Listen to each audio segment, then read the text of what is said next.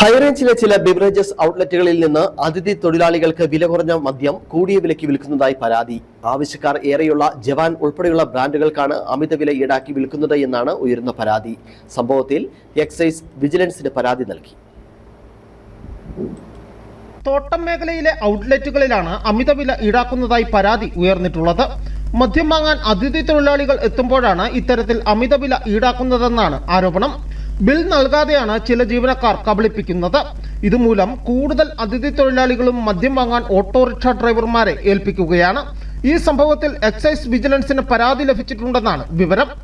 മദ്യത്തിന് വില കൂട്ടി വാങ്ങി തങ്ങളെ കബളിപ്പിക്കുന്നവരെ തെളിവ് സഹിതം പിടികൂടണമെന്ന് ആവശ്യപ്പെട്ട് അതിഥി തൊഴിലാളികളുടെ പ്രാദേശിക വാട്സാപ്പ് ഗ്രൂപ്പുകളിൽ സന്ദേശം പ്രചരിക്കുന്നുണ്ട്. വില കുറഞ്ഞ മദ്യം അനധികൃത വിൽപ്പന സംഘങ്ങൾക്ക് മൊത്ത വിൽപ്പന നടത്തുന്നതായും പരാതിയുണ്ട്. കഴിഞ്ഞ ദിവസം ഖജനാപാറയിൽ എക്സൈസ് നടത്തിയ പരിശോധനയിൽ 25 ലിറ്റർ മദ്യവുമായി ഒരാളെ എക്സൈസ് പിടികൂടിയിരുന്നു. പ്രാദേശിക രാഷ്ട്രീയ നേതാവിന്റെ സഹോദരനായ പ്രതിയുടെ വീടിന് സമീപത്ത് നിന്ന് ചാക്കിൽ സൂക്ഷിച്ച 25 കുപ്പി ജവാൻ മദ്യമാണ് പിടികൂടിയത്. 630 രൂപയ്ക്ക് സമീപത്തെ ബിവറേജ് ഔട്ട്ലെറ്റുകളിൽ നിന്ന് വാങ്ങുന്ന മദ്യം 750 രൂപയ്ക്കാണ് പുറത്തു വിൽക്കുന്നതെന്ന് പ്രതി എക്സൈസിന് മൊഴി നൽകിയിരുന്നു. സംഭവത്തിൽ വരും ദിവസങ്ങളിൽ എക്സൈസ് വിജിലൻസ് അന്വേഷണം നടത്തുമെന്നാണ് ലഭിച്ചിട്ടുള്ള വിവരം. News bureau, Udumbanchola.